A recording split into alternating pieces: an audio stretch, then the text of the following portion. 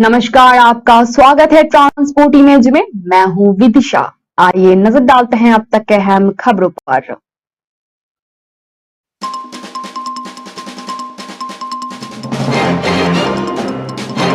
काशी विश्वनाथ धाम में पहले ही साल भक्तों ने चढ़ाया 100 करोड़ से अधिक का चढ़ावा।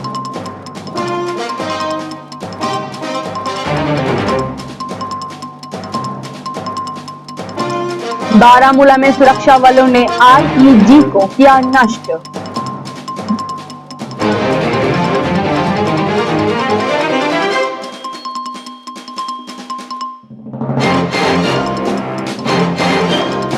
चतरा में नक्सलियों ने सड़क निर्माण में लगी गाड़ियों को फूंका।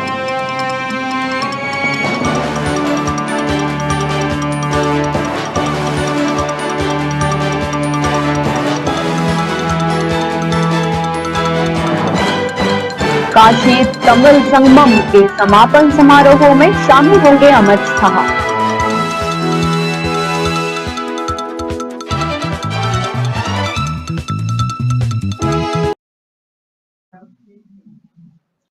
आइए जानते हैं खबरें विस्तार से। श्री काशी विश्वनाथ धाम ने अपने पहले ही साल में चढ़ावे के सभी रिकॉर्ड को तोड़ दिया है। मंगलवार को धाम के लोकार्पण की पहली वर्षगांठ है। पहली वर्षगांठ पर मंदिर में सुबह से हवन पूजन और विविध धार्मिक कार्यक्रम हो रहे हैं। मंदिर प्रशासन की ओर से शाम को रंगारंग कार्यक्रम आयोजित किए गए हैं। वहीं बीते एक साल में देश दुनिया से श्री काशी विश्वनाथ दरबार के दर्शन के लिए आए सब भक्तों ने दिल खोलकर बाबा के दरबार में नकदी, सोना, चांदी और अन्य धातुओं का चढ़ावा चढ़ाया है। मंदिर प्रशासन के आकलन के अनुसार चढ़ावे का कुल मूल्य 100 करोड़ रुपए से भी ज्यादा का है। सोना चांदी से भरा बाबा का दरबार। श्री काशी विश्वनाथ मंदिर के मुख्य कार्यपालक अधिकारी सुनील कुमार वर्मा ने बताया कि धाम के लोकार्पण से अब तक श्रद्धालुओं द्वारा लगभग 50 करोड़ से अधिक की नकदी दान किए गए हैं। इससे 40% धनराशि ऑनलाइन सुविधाओं के उपयोग से प्राप्त हुए हैं। वहीं श्रद्धालुओं द्वारा लगभग 50 करोड़ से अधिक की बहुमूल्य धातु भी चढ़ाए गए हैं। आस्थावानों द्वारा दिए गए सोना व तांबे का प्रयोग करके गर्भगृह की बाहरी एवं आंतरिक दीवारों को स्वर्ण मंडित किया गया है। अधिकारी के अनुसार 13 दिसंबर 2021 से लेकर अब तक श्रद्धालुओं द्वारा 100 करोड़ रुपए से अधिक का अर्पण किया गया, जो मंदिर के इतिहास में सर्वाधिक है। साथ ही गत वर्ष की तुलना में यह राशि लगभग 500% से अधिक है। सुनील कुमार वर्मा ने बताया कि लोकार्पण के बाद से लेकर अब तक मंदिर में 7.35 करोड़ से अधिक श्रद्धालुओं ने दर्शन किया है। बता दें कि धाम परिसर के चारों द्वार पर लगे हेड स्कैनिंग मशीन के जरिए नियमित अंतराल पर श्रद्धालुओं की गिनती की जाती है।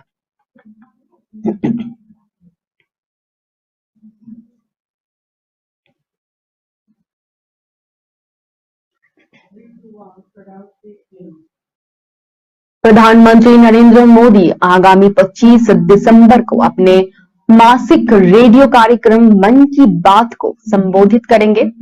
उन्होंने कार्यक्रम के लिए देशवासियों से सुझाव मांगे हैं। प्रधानमंत्री मोदी ने लोगों से नमो ऐप, माई गांव पर लिखने या फिर 1800117800 पर अपना संदेश रिकॉर्ड करने का आग्रह किया है। माई गांव के आमंत्रण को साझा करते हुए प्रधानमंत्री ने मंगलवार को ट्वीट किया है, 2022 का आखिरी मन की बात इस महीने की 25 तारीख को होगा।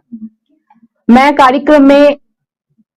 कार्यक्रम के लिए आपके सुझाव प्राप्त करने के लिए उत्सुक हूं।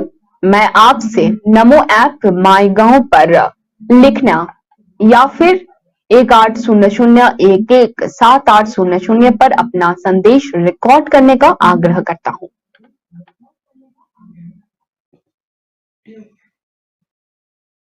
उत्तरी कश्मीर के बारामूला जिले के सोपोरे के तुलीबल इलाके में संदिग्ध आईईडी मिला है। सोपोरो पुलिस 5-2 और सीआरपीएफ मौके पर मौजूद रहे। सुरक्षा बलों की संयुक्त टीम ने मंगलवार सुबह समय रहते ही एक आईईडी को नष्ट कर दिया। इससे पहले शोपिया जिले के सिरमल इलाके में सुरक्षा बलों ने 6 दिसंबर को सड़क किनारे लगाई गई इम्प्रोवाइज्ड एक्सप्लोसिव डिवाइस बरामद कर सुरक्षा बलों को निशाना बनाने की आतंकी साजिश को नाकाम किया था। बाद में बम निरोधक दस्ते ने आईईडी को निष्क्रिय कर दिया। विस्फोटक को एक प्रेशर कुकर में लगाकर रखा गया था। एक पुलिस अधिकारी ने बताया कि पुलिस और सेना की संयुक्त टीम सिरमल इलाके में गश्त पर थी। इसी दौरान सड़क किनारे आईईडी पर उसकी नजर पड़ी। तुरंत बम निरोधक दस्ते को बुलाया गया। दस्ते ने आईईडी को नष्ट कर दिया। इससे एक बड़ा हादसा टल गया। जिस सड़क पर इसे लगाया गया था वहां से आम नागरिकों के अलावा सुरक्षा बलों की भी आवाजाही बराबर रहती है।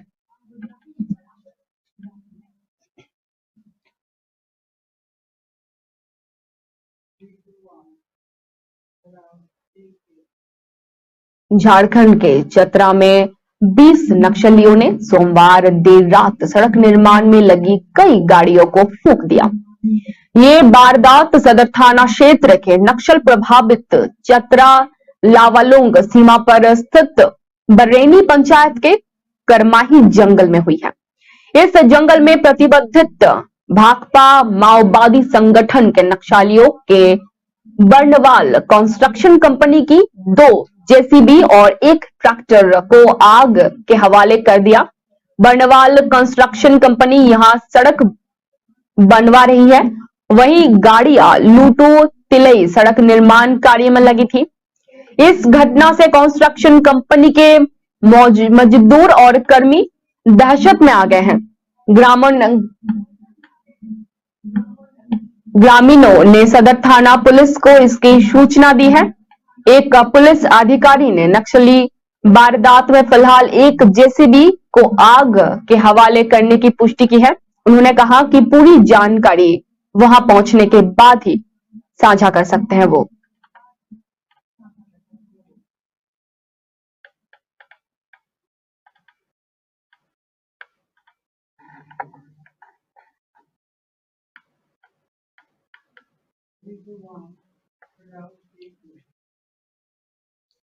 राष्ट्रीय स्वयंसेवक संघ के सरसंघ चालक मोहन भागवत ने पासीघाट के तालोम रकबो नगर के दोनी पोलो विद्या निकेतन में अरुणाचल प्रदेश में 1962 भारत चीन युद्ध के नायकों और अरुणाचल के वीर नायकों सहित बलिदानी वीरों की श्रृंखला से संबंधित प्रदर्शनी का उद्घाटन किया।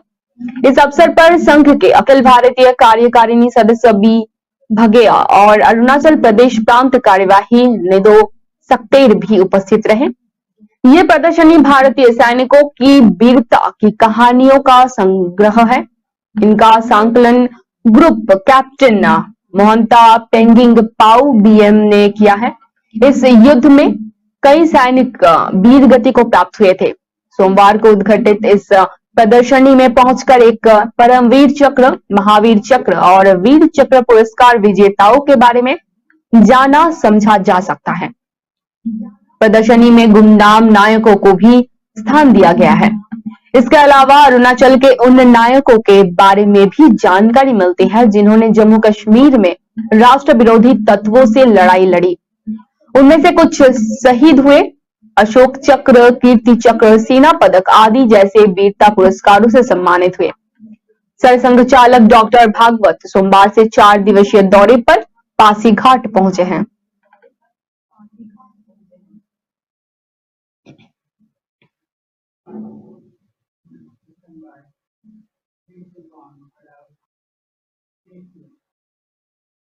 काशी तमिल संगमम का समापन 16 दिसंबर को होगा।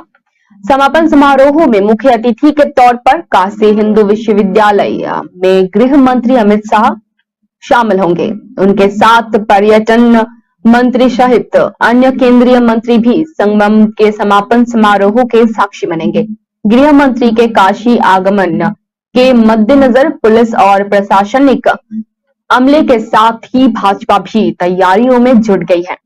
भाजपा काशी क्षेत्र के अध्यक्ष महेश चंद्र श्रीवास्तव ने कहा, बाबा विश्वनाथ की नगरी के गरिमा के अनुरूप काशी तमिल संगमम के उद्घाटन में सांसद और प्रधानमंत्री नरेंद्र मोदी का कार्यक्रम हम लोगों ने सफल बनाया था।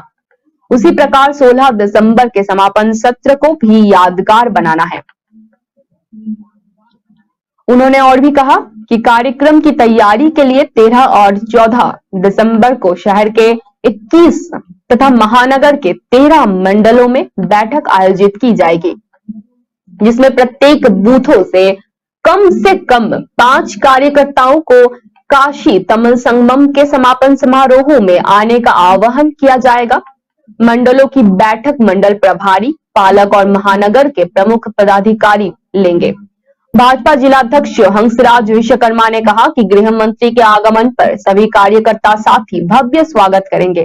काशी तमिल संगमम उत्तर और दक्षिण के आत्मीय संबंधों को मजबूती देने में एक अहम कड़ी साबित हुआ है। इस आयोजन की जिस भव्य तरीके से शुरुआत हुई थी, वैसे ही इसका समापन भी होगा।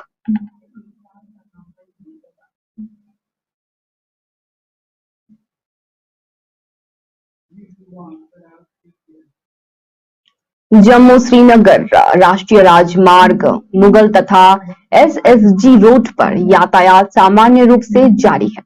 जम्मू श्रीनगर राष्ट्रीय राजमार्ग तथा मुगल रोड हल्के वाहनों के लिए दोनों तरफ से, जबकि एसएसजी रोड को एक तरफा यातायात के लिए खुला गया है। मंगलवार को जम्मू श्रीनगर राष्ट्रीय राजमार्ग पर अधिकारियों ने दोनों ओर से हल्के यात्री व निजी वाहनों के गुजरने के बाद भारी वाहनों की जोखिमी उधमपुर से श्रीनगर की तरफ रवाना करने के लिए निर्देश दिया है। राजमार्ग संकरी होने के चलते अधिकारियों ने वाहन चालकों को हिदायत दी है कि वो अपने वाहनों की रफ्तार को कम रखें। अधिकारियों ने सुरक्षा बलों से अपील की है कि वो यातायात नियमों का पालन करते हुए मालवाहक व अन्य वाहनों के गुजरने और राजमार्ग की ताजा स्थिति का जायजा लेने के बाद ही वो अपने वाहनों को जम्मू से श्रीनगर की ओर ले जा सकते हैं। इसी बीच एसएसजी रोड मंगलवार को यातायात के लिए एक तरफा खुला रखा गया है। वाहनों को केवल कारगिल से श्रीनगर की तरफ जाने की अनुमति दी गई है। इसी बीच राजौरी व पुंछ जिलों को दक्षिण कश्मीर की सोपाइया से जोड़ने वाला मुगल रोड यातायात के लिए दोनों तरफ से हल्के वाहनों को लिए खुला रखा गया। हल्के वाहनों के गुजरने के बाद ही भारी वाहन जा सकते हैं। अधिकारियों का कहना है कि तय समय के बाद किसी भी वाहन को राष्ट्रीय राजमार्ग तथा अन्य मार्गों पर आवाजाही की अनुमति नहीं दी जाएगी।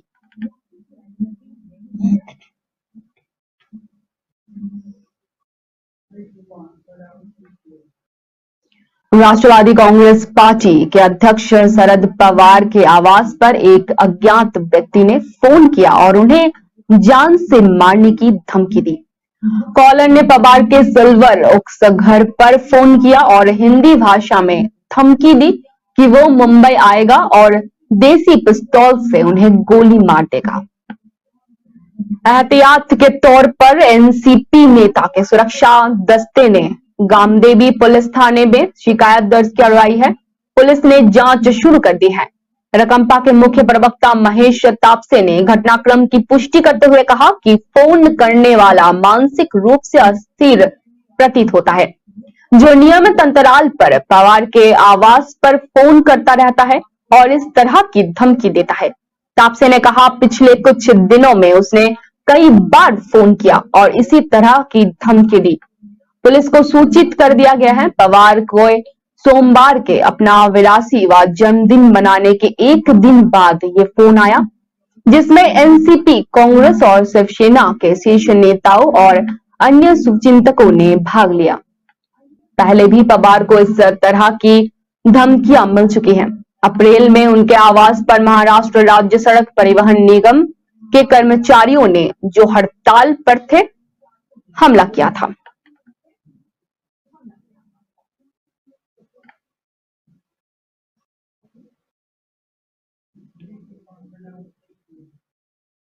मोदी की हत्या के बाद कहने वाले एमपी के कांग्रेस नेता और पूर्व मंत्री राजा पटेरिया को मंगलवार सुबह 5:30 बजे उनके घर से गिरफ्तार कर लिया गया। पटेरिया अपने गृहनगर दामोह के हटा में थे। पुलिस ने यहीं से उन्हें अरेस्ट किया। पुलिस पटेरिया को जेएमएफसी कोर्ट पवई लेकर पहुंचे हैं। इससे पहले राजा पटेरिया को पुलिस पवई सामुदायिक स्वास्थ्य केंद्र ले गए। बता दें, पटेरिया ने 11 दिसंबर को एक सभा में कहा था, अगर लोकतंत्र को बचाना है तो मोदी की हत्या को तत्पर रहो, इन द सेंस हराने का काम करो।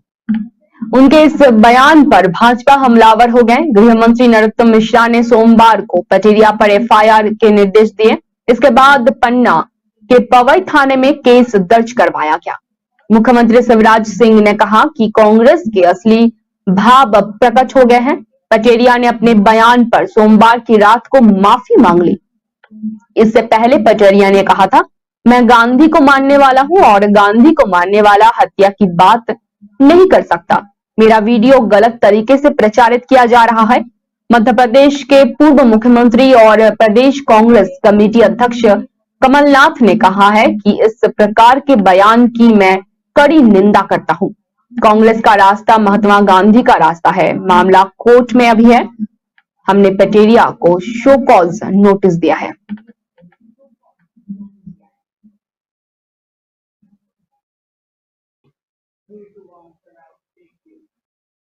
राष्ट्रपति द्रौपदी मुर्मू ने संसद पर हमले के 21वें वर्षी पर मंगलवार को शहीदों को श्रद्धांजलि अर्पित की। राष्ट्रपति मुर्मू ने ट्वीट संदेश में कहा, आज ही के दिन 2001 में हुए आतंकवादी हमले के खिलाफ संसद की रक्षा करते हुए अपने प्राणों की आहुति देने वाले वीर शहीदों को राष्ट्र श्रद्धांजलि देता है। हम वीरों के साहस और सर्वोच्च बलिदान के लिए सदैव कृतज्ञ रहेंगे। उल्लेखनीय है कि 2001 साल पहले 13 दिसंबर को लश्कर-ए-तैयबा और जैश-ए-मोहम्मद के आतंकवादियों ने संसद परिसर पर हमला किया था। संसद भवन की सुरक्षा में तैनात सुरक्षा बलों ने 5 आतंकियों को ढेर कर हमले को नाकाम कर दिया था। हालांकि दिल्ली पुलिस के 5 जवान, सीआरपीएफ की एक महिला सिपाही, राज्यसभा के 2 कर्मचारी और एक माली ने अपनी जान गंवाई थी। एक फोटो जर्नलिस्ट की भी उस हादसे पे मौत हुई थी।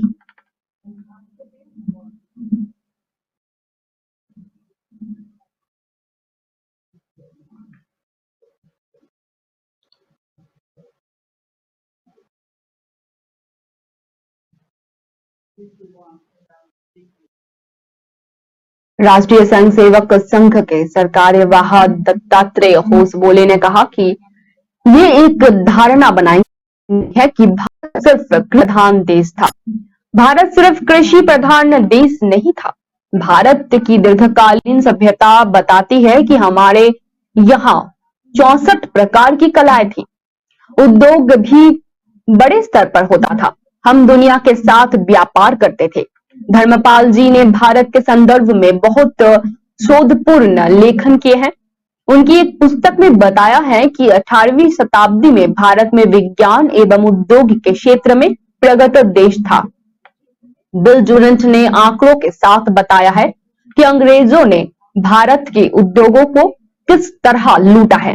राष्ट्रीय संघ सेवक संघ के सरकार्यवाह होसबाले सोमवार को यहां स्वदेशी जागरण मंच के स्वावलंबी भारत अभियान के अंतर्गत भोपाल सहित 16 जिलों के जिला रोजगार सृजन केंद्रों के लोकार्पण के बाद कार्यक्रम को संबोधित कर रहे थे।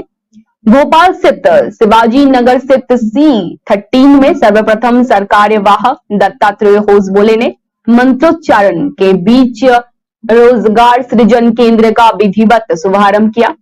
कार्यक्रम के मुख्य अतिथि खादी एवं ग्रामोद्योग आयोग के उप मुख्य कार्यकारी अधिकारी ओम प्रकाश स्वावलंबी भारत अभियान के अखिल भारतीय सह समन्वयक जितेंद्र गुप्त और स्वदेशी जागरण मंच मध्य भारत प्रांत की महिला कार्य प्रमुख प्रतिभा चतुर्वेदी उपस्थित रहे।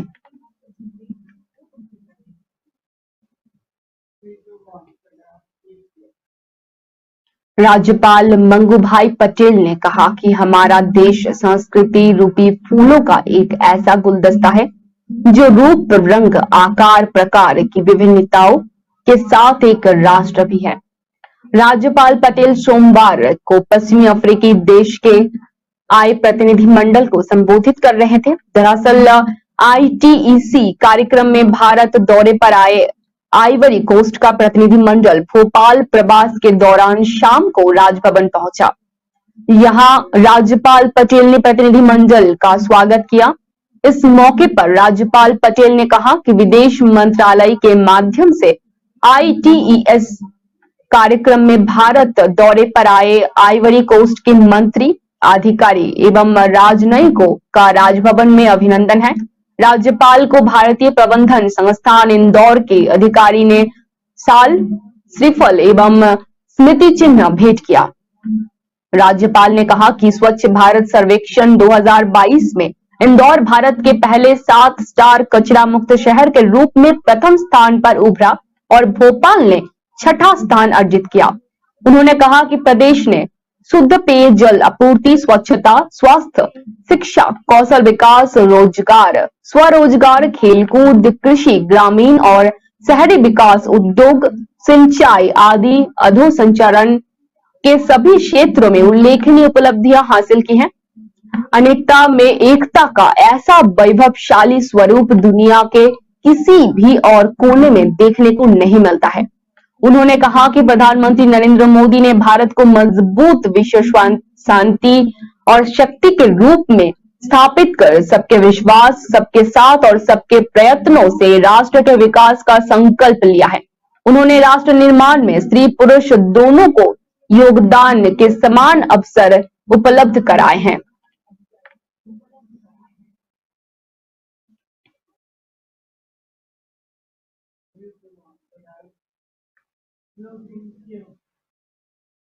अब तक के लिए इतना ही। धन्यवाद।